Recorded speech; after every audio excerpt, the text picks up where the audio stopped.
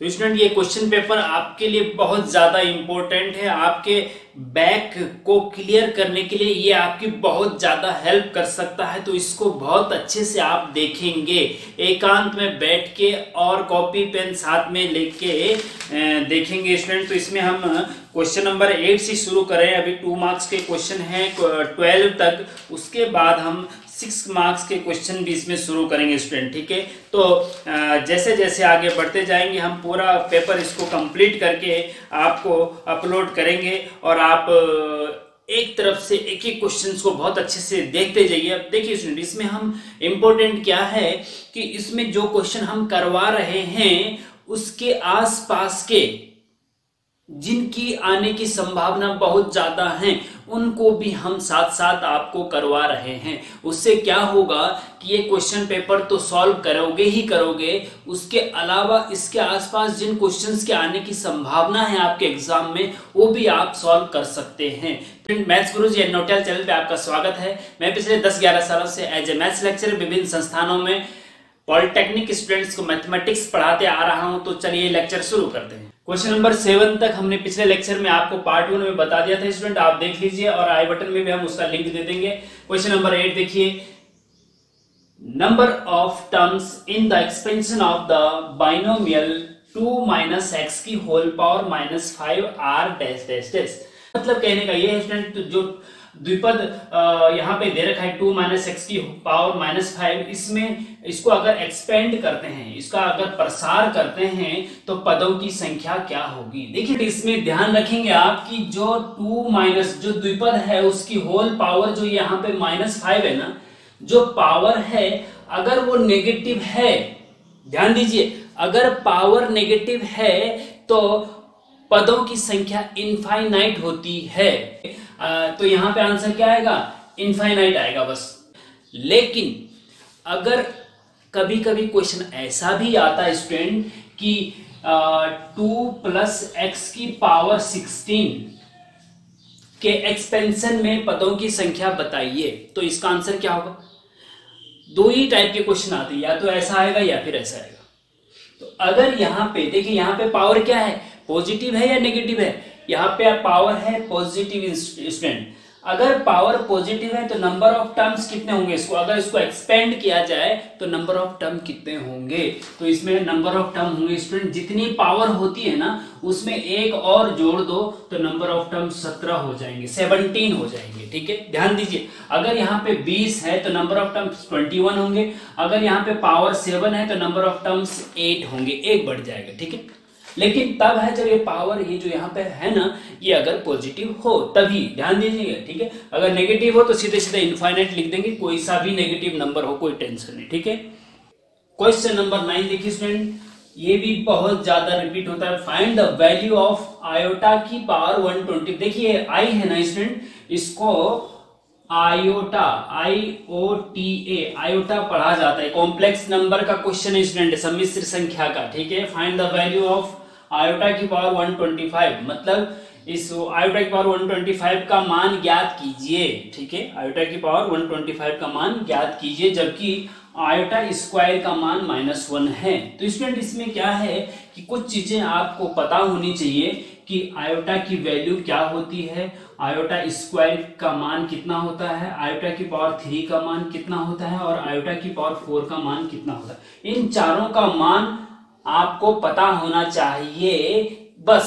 इसके अलावा पावर और कितनी भी हो, अगर आई की पावर 1 से लेकर आई की पावर 4 तक आपको मालूम है तो फिर आयोटा की पावर 125 हो या आयोटा की पावर 200 हो या आयोटा की पावर 2000 हो, कुछ भी हो, आप सॉल्व कर सकते हैं इसको आसानी से, अगर इन चार की वैल्यू आपको पता है। तो स्टूडेंट आयोटा जो है ना एक इमेजिनरी नंबर होता है और ये जो है √-1 की वैल्यू होती है, ठीक है। √-1 को आयोटा नाम दिया गया है क्योंकि रूट के अंदर नेगेटिव वैल्यू जो होती है उसको उसका रूट फाइंड नहीं किया जा सकता है, तो उसको नाम दिया गया आयोटा, बस।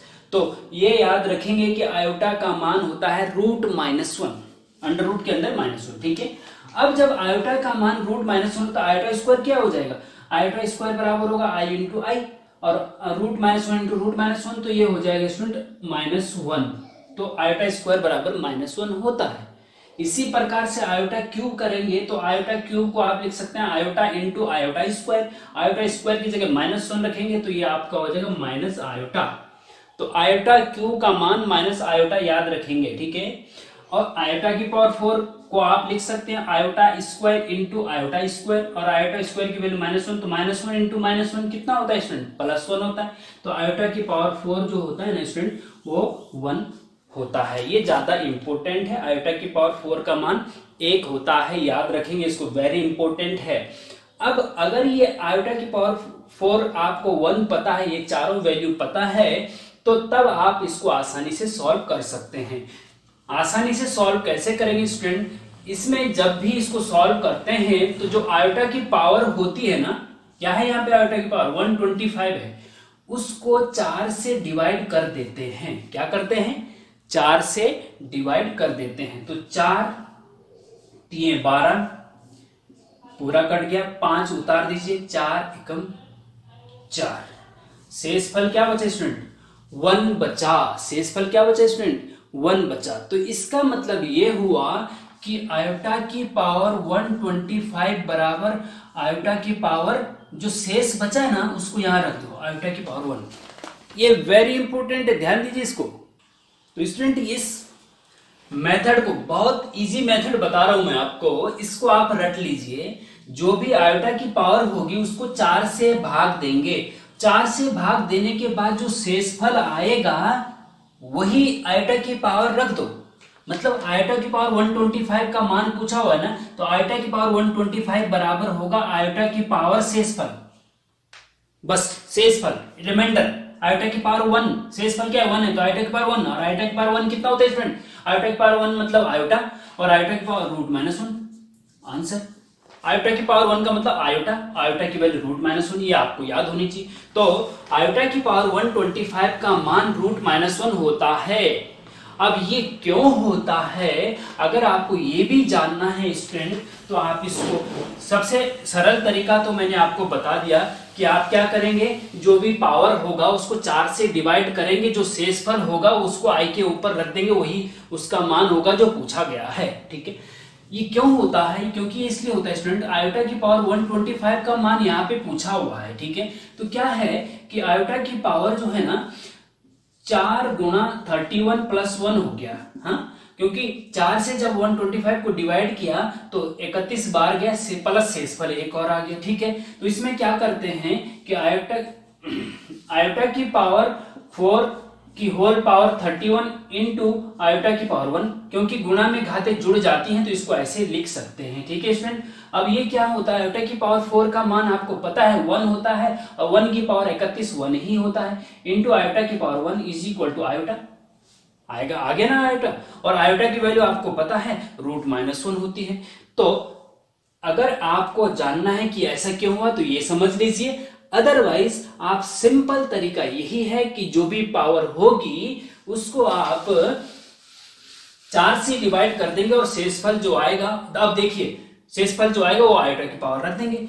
अगर मैं पूछता हूं स्टूडेंट कि आयोटा की पावर 75 का मान ज्ञात कीजिए, तो आप क्या करेंगे, 75 को जो है ना, 75 को जो है 4 से डिवाइड करेंगे, तो 4 एकम 4 और 3 बचा, 5 उतार दिया, 4 7 28 4 8 32, 32 कितना शेषफल बचा स्टूडेंट? 3 शेषफल बचा। तो आयोटा की पावर 75 कितना हुआ? आयोटा की पावर शेषफल मतलब आयोटा की पावर 3, और आयोटा की पावर 3 का मान माइनस आयोटा होता है स्टूडेंट, आंसर हो जाएगा, ठीक है। तो समझने की कोशिश करो। अब आप होमवर्क के लिए देखिए, होमवर्क के लिए मैं क्वेश्चन दे रहा हूं स्टूडेंट आपको कि आप आयोटा की पावर -75 का मान ज्ञात कीजिए, और आयोटा की पावर 34 का मान ज्ञात कीजिए, और आयोटा की पावर 126 का मान ज्ञात कीजिए, ठीक है स्टूडेंट। ये आप होमवर्क के लिए है। देखिए स्टूडेंट, एक तो आता है कि आयोटा की पावर 125 भी आ सकता है, आयोटा की पावर 75 भी आ सकता है, बोला इसका मान ज्ञात कीजिए। लेकिन कभी कभी आयोटा की पावर माइनस भी होती है, हाँ, आयोटा की पावर -25, या जैसे कि यहाँ पे हमने कहा कि आयोटा की पावर 75 का मान निकालो, तो आपने निकाला माइनस आयोटा, है ना स्टूडेंट। लेकिन अगर आयोटा की पावर -75 का मान निकालना हो तो शायद आप इसको नहीं निकाल सकते हैं। तो इसको हम चाहते हैं कि आपको होमवर्क ना दिया जाए, इसको सॉल्व किया जाए। होमवर्क के लिए हम दूसरा देंगे, ठीक है। इसमें क्या करेंगे स्टूडेंट, जब भी इस टाइप का क्वेश्चन होता है, ऊपर जो आयोटा की पावर जो अगर माइनस में होती है स्टूडेंट, तो सबसे पहले उसको नीचे ले जाओ, क्योंकि आपको पता है कि 2 की पावर -1 को आप नीचे ले जाते हैं तो 1 की पावर, या ऐसा कर सकते हैं, x की पावर -5 है ना, तो इसको अपॉन में ले जाने पे ये माइनस पावर जो हो प्लस हो जाती है, ठीक है। तो इसको भी जब अपॉन में ले जाएंगे स्टूडेंट, तो 1 अपॉन आयोटा की पावर 75 हो जाएगा, ठीक है। जब भी ध्यान दीजिए, जब भी पावर माइनस में होगी आयोटा की, तो पहले आप उसको डिनोमिनेटर में ले जाएंगे, नीचे ले जाएंगे तो पावर प्लस हो जाती है। ये आपको पता होना चाहिए कि नीचे ले जाने पे पावर माइनस की पावर प्लस हो जाती है, प्लस की माइनस हो जाती है, तो यहाँ माइनस है तो यहाँ प्लस हो गई, ठीक है। तो 1 अपॉन आयोटा की पावर 75 हो गई, ठीक है। अब 1 अपॉन आयोटा की पावर 75 की वैल्यू हम यहाँ पे निकाल चुके हैं स्टूडेंट, क्या है, माइनस आयोटा। लेकिन आंसर यहीं पे नहीं होगा, अपॉन में डिनोमिनेटर में आयोटा नहीं होना चाहिए। जो फाइनल आंसर होता है उसमें डिनोमिनेटर में आयोटा नहीं होना चाहिए। तो इस आयोटा को यहां से हटाना है, नीचे से मतलब डिनोमिनेटर से हटाना है, तो क्या करना पड़ेगा, देखिए आयोटा स्क्वायर का मान -1 होता है, तो इसमें अगर आयोटा का मल्टीप्लाई कर दिया जाए तो -1 रख सकते हैं ना उसकी जगह। तो कहने का मतलब यह है कि इसमें आयोटा का मल्टीप्लाई कर दो, और जब आयोटा का मल्टीप्लाई आप डिनोमिनेटर में कर रहे हैं तो न्यूमरेटर में भी आपको आयोटा का मल्टीप्लाई करना ही पड़ेगा बैलेंस करने के लिए। अब देखिए 1 इंटू आयोटा तो आयोटा हो गई स्टूडेंट, अपॉन माइनस तो माइनस है, iota into iota, iota square हो गया स्टूडेंट, समझ रहे हैं आप, ध्यान दीजिए। अब is equal to iota upon, देखिए आयोटा स्क्वायर की वैल्यू आपको पता होनी चाहिए, ये चारों मान आपको पता होने चाहिए स्टूडेंट, वेरी इंपॉर्टेंट है। आयोटा स्क्वायर का मान -1 होता है, तो आयोटा स्क्वायर की जगह -1 रख देंगे, और माइनस यहाँ पहले से माइनस +1 हो जाएगा स्टूडेंट, और 1 अपॉन आयोटा अपॉन 1 बराबर आयोटा होता है आंसर। और आयोटा की जगह आप चाहो तो √-1 भी रख सकते हैं।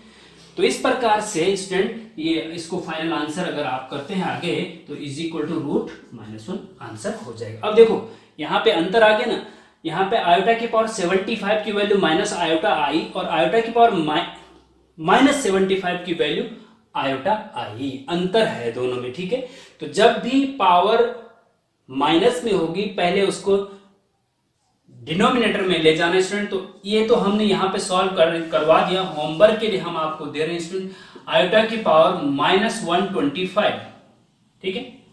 इसको आपको सॉल्व करना इन तीनों को, और कमेंट बॉक्स में हमें इसका आंसर देना है स्टूडेंट। फिर भी अगर आपको कहीं पे कहीं कोई दिक्कत आ रही है तो आप कमेंट बॉक्स में हमें पूछ सकते हैं कि सर हमें यहाँ पे दिक्कत आ रही है, तो हम आपकी समस्या का समाधान करने का पूरा कोशिश करेंगे।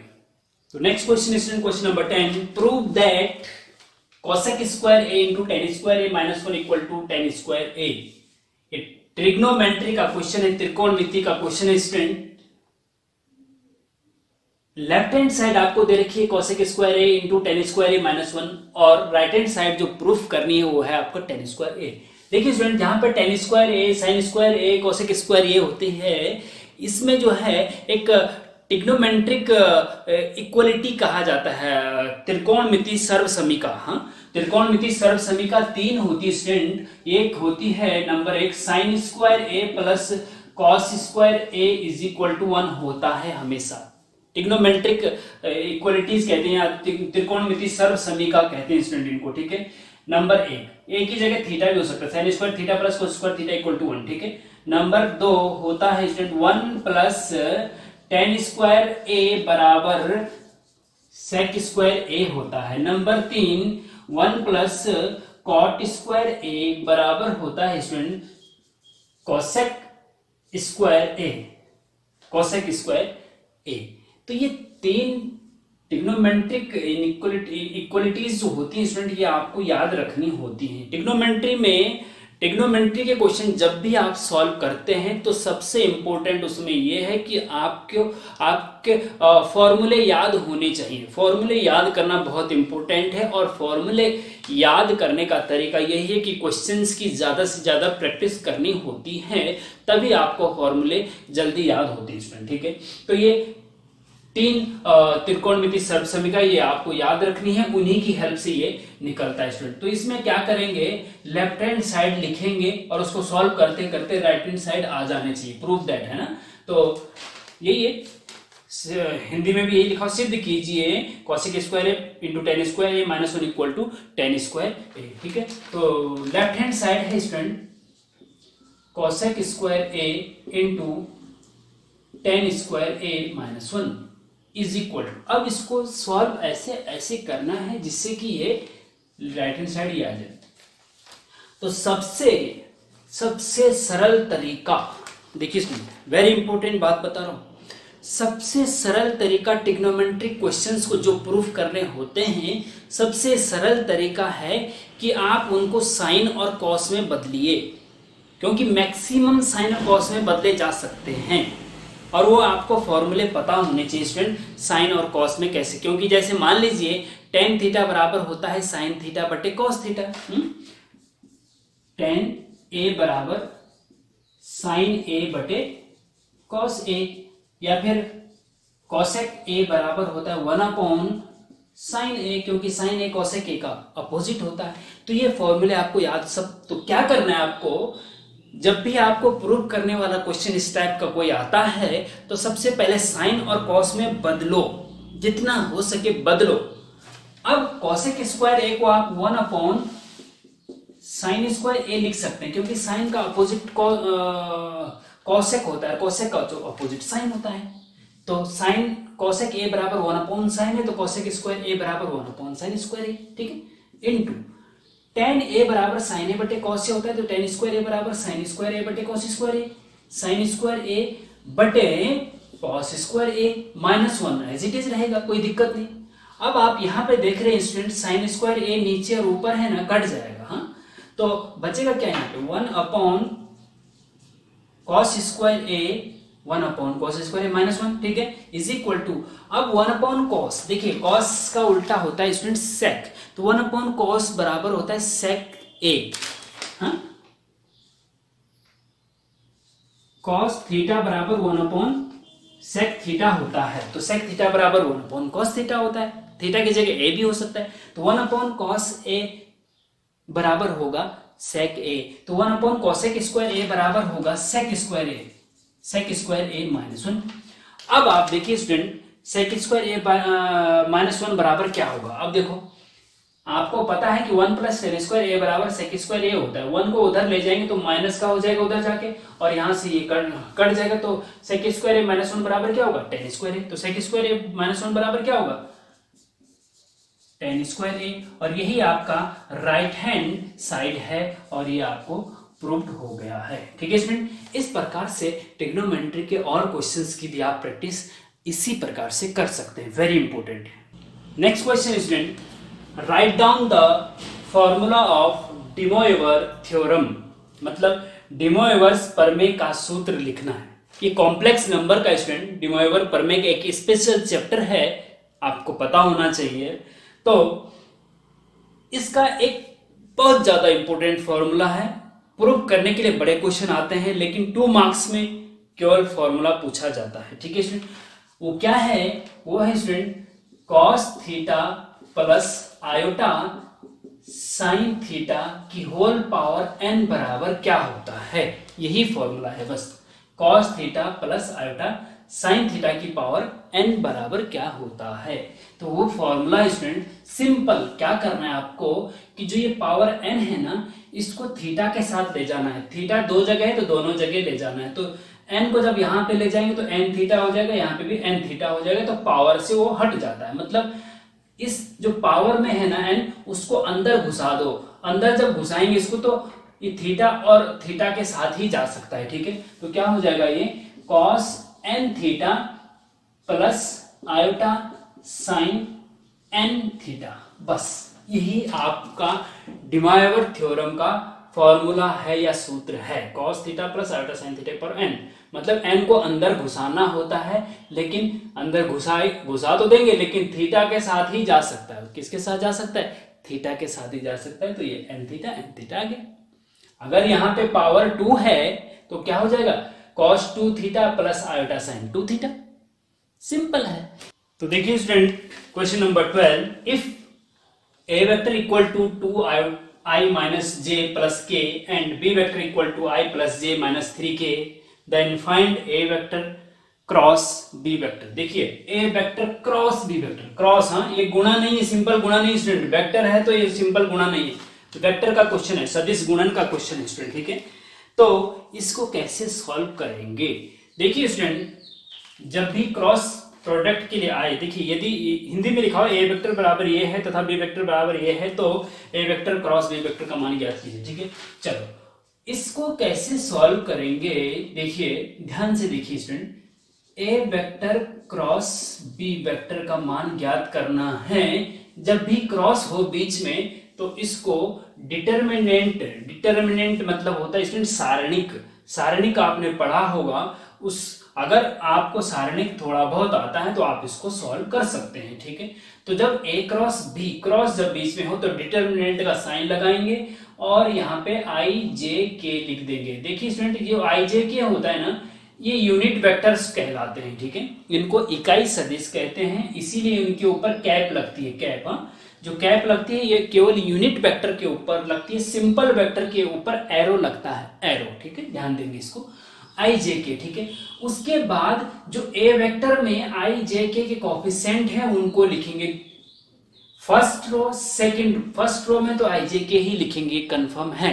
सेकंड रो में ए वेक्टर में आई जे के कोफिशिएंट, फिर थर्ड रो में बी वेक्टर में आई जे के कोफिशिएंट, बस, ठीक है।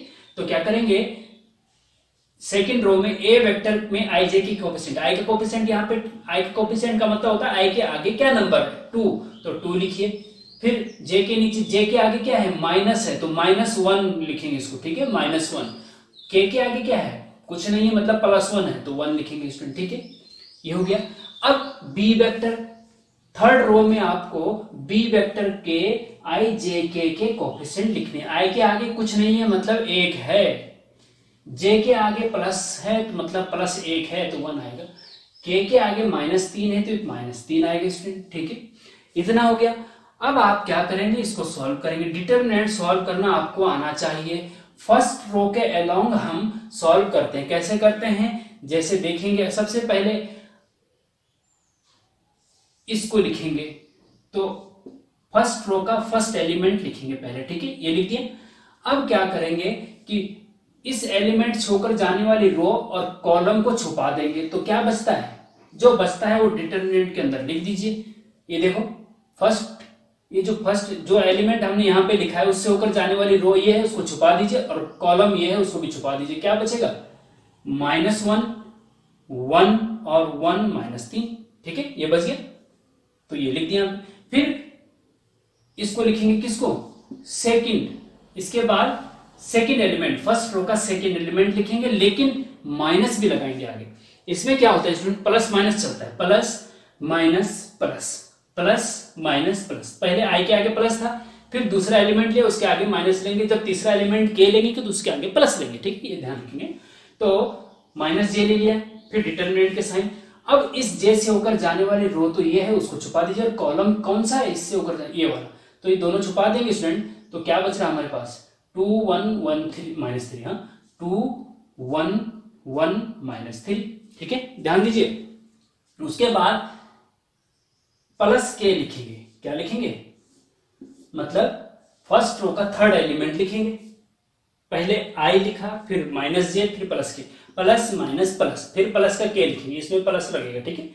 अब इस के से होकर जाने वाली रो तो ये है और कॉलम ये है, छुपा दीजिए, तो क्या बच रहा है, 2 -1 1 1, 2 -1 1 1, 2 -1 1 और 1, ठीक, ये हो गया। अब इसको सॉल्व आगे करेंगे। देखिए स्टूडेंट, आई तो ये है, ब्रैकेट लगाओ। इसमें क्या होता है, जब इस डिटरमिनेंट को सॉल्व करते हैं तो इसका मल्टीप्लाई इसके साथ होता है और बीच में माइनस का चिन्ह आता है और इसका मल्टीप्लाई इसके साथ होता है, ठीक।